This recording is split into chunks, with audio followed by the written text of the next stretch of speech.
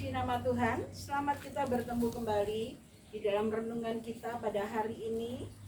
Saya berharap Bapak Ibu sekalian dalam keadaan baik-baik dan sehat-sehat, karena penyertaan Tuhan yang luar biasa di dalam kehidupan kita. Bapak Ibu Saudara sekalian, salah satu yang menyebabkan kita tidak bisa bergerak itu adalah belenggu. Belenggu itu menyebabkan kita tidak bisa bebas bergerak, kita tidak bisa beralih karena terbelenggu. Pada saat hari ini saya akan berbicara, renungan kita saat ini akan berbicara tentang terlepas dari belenggu. Hari-hari ini memang lebih banyak orang yang terbelenggu, amat terlebih dibelenggu dengan kecemasan, dibelenggu dengan sakit penyakit, dibelenggu dengan rasa yang membuat dia tidak bisa berpikir karena begitu berat bebannya, ya. Tetapi saat ini saya mau katakan bahwa Tuhan Yesus akan membebaskan kita dari belenggu-belenggu kita. Kita akan baca di dalam Mazmur 107 ayat yang ke-14. Saya undang Bapak Ibu Saudara sekalian ikut membaca di dalam ayat ini. Mazmur 107 ayat yang ke-14. Demikian bunyi firman Tuhan.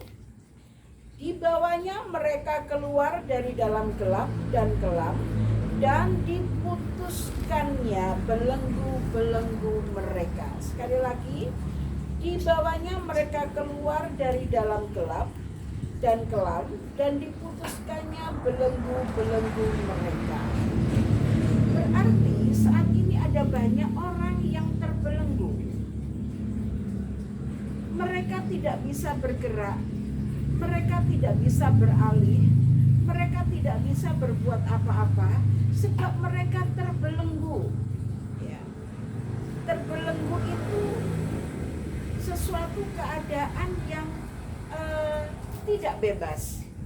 Tetapi hari ini Tuhan mau membebaskan segala belenggu-belenggu kita dengan satu cara, hanya satu cara supaya kita terbebas dari belenggu-belenggu itu. Hanya satu cara, yaitu berseru-seru kepada Tuhan. Berseru-seru artinya tidak hanya sekali. Berseru-seru artinya berkali-kali. Kita memohon kepada Tuhan, kita meminta kepada Tuhan, tidak hanya sekali, sampai belenggu kita dibebaskan oleh Tuhan. Bapak Ibu Saudara sekalian, kita mau lihat belenggu apa yang membuat kita tidak bisa bergerak. Yang pertama yaitu belenggu masalah yang membuat jalan buntu. Seolah-olah tidak ada solusi, seolah-olah tidak ada jalan terbuka, karena belenggu itu terlalu membelenggu kita, sehingga keadaan kita mengalami jalan buntu dan tidak bisa berbuat apa-apa. Kita baca di dalam ayat yang ke-16. Sebab dipecahkannya pintu-pintu tembaga dan dihancurkannya palang-palang pintu besi. Dipecahkannya pintu-pintu tembaga dan dihancurkannya palang-palang pintu besi. Kita seolah-olah berada di dalam suatu tempat yang pintu-pintunya tidak terbuka. Tetapi oleh karena kita mau berseru-seru kepada Tuhan, maka Tuhan akan membuka dan memecahkan pintu-pintu tembaga dan dihancurkannya palang-palang pintu besi. Jangan pernah menyerah, jangan pernah berputus asa saat kita mengalami jalan buntu. Di masa-masa yang sulit ini, terlalu banyak kita yang terbelenggu oleh jalan-jalan buntu. Di dalam Alkitab dikatakan bahwa Tuhan itu bisa membuka satu. Kalau satu pintu ditutup, maka akan ada pintu lain yang terbuka.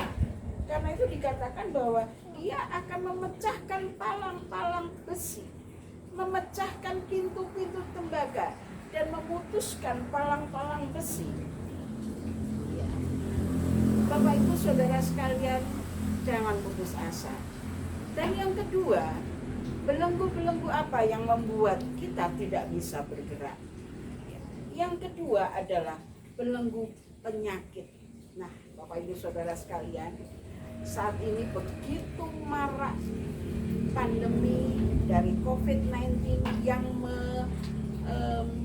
merajalela di Indonesia. Ada banyak orang-orang yang sakit, ya. Ada banyak orang-orang yang cemas karena penyakit. Bahkan tadi malam saya di WA oleh salah satu sahabat saya dikatakan bahwa bantu doa men, aku lagi sesak nafas karena kena COVID. Berseru-seru kepada Tuhan, maka Tuhan akan menyembuhkan. Kita baca di dalam ayat yang ke-18. Kita baca di dalam ayat yang ke-18. Mereka muak terhadap segala makanan dan mereka sudah sampai pada pintu gerbang maut. 19. Maka berseru-serulah mereka kepada Tuhan dalam kesesakan mereka dan diselamatkannya mereka dari kecemasan mereka. 20. Disampaikannya firman-Nya dan disembuhkannya mereka, diluputkannya mereka dari liang kubur. Satu hal yang perlu kita lakukan adalah berseru-seru kepada Tuhan. Ya, di ayat yang ke-19, maka berseru-serulah mereka kepada Tuhan dalam kesesakan mereka dan diselamatkannya mereka dari kecemasan mereka, disampaikannya firman-Nya dan disembuhkannya mereka. Bapak Ibu Saudara sekalian yang berada di rumah, yang sekarang ini mungkin dalam keadaan sakit yang menyebabkan kecemasan yang luar biasa. Bapak Ibu, kalau dahulu kita sakit flu, demam, batuk, itu tidak cemas. Tetapi saat ini orang yang sakit demam, orang yang sakit flu, orang yang sakit batuk mulai cemas, mulai takut karena COVID-19. Ya, mereka takut terkena COVID-19, terkena virus corona. Waduh, aku sudah demam, aku sudah pilek, bagaimana ini? Ada kecemasan yang luar biasa. Berseru-seru kepada Tuhan, maka firman-Nya Dia akan menyembuhkan dan meluputkan mereka dari liang kubur. Banyak orang yang sakit hari ini yang seolah-olah berada di liang kubur, yang seolah-olah sudah mendekati maut. Tetapi mari kita tetap berseru kepada Tuhan. Semangat. Hati yang gembira adalah obat yang manjur. Tidak ada yang mustahil baginya. Maka pada saat ini kalau Bapak Ibu Saudara terpapar dengan virus COVID, berseru-serulah. Kalau Tuhan masih izinkan kita hidup di dunia ini, maka Tuhan akan sembuhkan. Tuhan akan sembuhkan. Karena Tuhan masih berkenan Bapak Ibu Saudara untuk menjadi berkat bagi orang lain, untuk menjadi kesaksian bagi orang lain. Yang ketiga, Bapak Ibu Saudara sekalian, belenggu apa yang menyebabkan kita tidak bisa bergerak? Yaitu belenggu putus asa dan kecemasan. Kita lihat di ayat 28 sampai dengan 30. Maka berseru-serulah mereka kepada Tuhan dalam kesesakan mereka dan dikeluarkannya mereka dari kecemasan mereka. Dibuatnyalah badai itu diam sehingga gelombang-gelombangnya tenang. Mereka bersuka cita sebab semuanya reda dan dituntunnya mereka ke pelabuhan kesukaan mereka. Selama kita hidup di dunia ini, kita bagaikan di tengah-tengah samudera kita selalu diombang-ambingkan dengan masalah-masalah yang kita hadapi. Kadang-kadang kita merasa cemas, kadang-kadang kita merasa bahkan putus asa, tidak mempunyai harapan. Tetapi dikatakan kalau kita berseru-seru kepada Tuhan dalam kesesakan, maka dikeluarkannya dari kecemasan kita. Kita akan terbebas dari kecemasan, kita akan terbebas dari keputusasaan, sebab Tuhan mempedulikan orang yang selalu berseru-seru kepada Tuhan. Ingat, berseru-seru bukan hanya sekali, tetapi sampai kita keluar dan bebas dari belenggu, kita berseru-seru kepada Tuhan. Haleluya. Dan yang keempat, saya pelajari di sini. Yang keempat adalah belenggu kekeringan masalah ekonomi. Belenggu paceklik. Saat-saat seperti ini ada banyak orang mengeluh tentang ekonomi, sebab mereka terbelenggu. Ada banyak orang yang mengeluh tentang kandasnya ekonominya, morat-maritnya ekonominya. Tetapi anak-anak Tuhan yang berseru-seru kepada Tuhan akan dikeluarkan dari belenggu kekeringan dan keterpurukan ekonomi. Kita baca di dalam ayat 33, dibuatnya sungai-sungai menjadi padang gurun dan pancaran-pancaran air menjadi tanah gersang. Tanah yang subur menjadi padang asing oleh sebab kejahatan orang-orang yang diam di dalamnya. 35, dibuatnya padang gurun menjadi kolam air dan tanah kering menjadi pancaran-pancaran air. Pada saat kita berada di padang gurun, pada saat kita merasa kekeringan, paceklik, keterpurukan di dalam ekonomi, maka dibuatnya padang gurun itu menjadi kolam air dan tanah kering menjadi pancaran-pancaran air. Ayat 36, ditempatkannya di sana orang-orang lapar dan mereka mendirikan kota-kota tempat kediaman. 37, mereka menabur di ladang-ladang dan membuat kebun-kebun anggur yang mengeluarkan buah-buahan sebagai hasil. Orang yang berseru-seru kepada Tuhan, walaupun sekarang kita berada di padang gurun, walaupun kita sekarang berada di tanah yang gersang, kalau kita berseru-seru kepada Tuhan, maka Tuhan akan menjadikan padang gurun tadi menjadi pancaran-pancaran air. Tanah yang kering menjadi pancaran-pancaran air.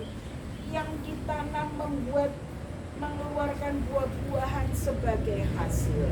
Artinya apapun yang dikerjakan akan berhasil karena Tuhan mendengar seruan doanya. Bapak Ibu Saudara sekalian, mari jangan berlama-lama terbelenggu di dalam kekecewaan, di dalam penyakit, di dalam kekeringan. Mari kita berseru-seru kepada Tuhan. Dia selalu mendengar setiap seruan doa. Bagi yang sakit tetap semangat, karena kesembuhan akan menjadi milik kita semuanya. Puji nama Tuhan. Dan apa yang harus kita lakukan pada saat Tuhan sudah menolong? Ada banyak orang setelah Tuhan menolong, dia lupa untuk bersyukur. Ada banyak orang pada saat dia bangkit dari keterpurukan karena Tuhan menolong, maka dia lupa. Dia merasa bahwa itu semua usahanya. Tetapi baiklah, kita mau bersyukur dalam setiap apa yang Tuhan sudah buat bagi kita, karena Tuhan itu luar biasa. Di ayat 31 dan 32 saya akan bacakan. Biarlah mereka bersyukur kepada Tuhan karena kasih setianya, karena perbuatan-perbuatannya yang ajaib terhadap anak-anak manusia. Biarlah mereka meninggikan Dia dalam jemaat umat itu dan memuji-muji Dia dalam majelis para tua-tua. Puji nama Tuhan. setelah kita diangkat dari keterpurukan, setelah belenggu-belenggu yang membuat kita tidak bisa bebas, kita dibebaskan oleh Tuhan, belenggu-belenggu itu sudah dipatahkan oleh Tuhan, maka yang harus kita lakukan adalah kita bersyukur, meninggikan nama Tuhan, memuji-muji nama Tuhan. Walaupun hari-hari ini kita belum bisa beribadah di rumah Tuhan, di gereja, walaupun kita masih bisa beribadah di rumah-rumah, tetapi Tuhan ada. 2-3 orang berseru di dalam namaku, maka dia akan hadir, kata Tuhan. Tuhan akan hadir di dalam setiap ibadah-ibadah kita, walaupun kita hanya beribadah di rumah, tetapi dia hadir. Berseru-serulah kepada Tuhan. Wahai kita semua yang terpuruk, kita semua yang terbelenggu, mari kita tidak akan tetap terbelenggu, tetapi kita akan berseru-seru kepada Tuhan supaya Tuhan membebaskan kita dari belenggu-belenggu, dan bersyukur kepada Tuhan, menyanyikan puji-pujian, tinggikan namanya sebab dia selalu peduli kepada kita. Demikian juga firman Tuhan, dan renungan hari ini ialah renungan hari ini boleh memberikan kekuatan kepada kita semuanya, dan saya percaya anak-anak Tuhan tidak pernah putus asa. Anak-anak Tuhan akan selalu mempunyai Tuhan yang menjadi pengharapan kita siang dan malam. Puji nama Tuhan. Terima kasih buat perhatian Bapak Ibu Saudara sekalian.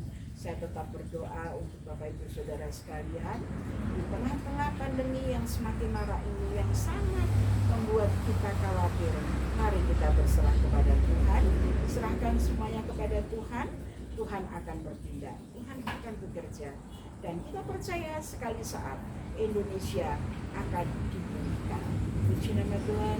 Jangan lupa untuk tetap mematuhi protokol kesehatan dengan menggunakan masker setiap pergi kemana-mana, menjaga jarak, mencuci tangan, atau menggunakan hand sanitizer, supaya kita tetap berada dalam keadaan sehat.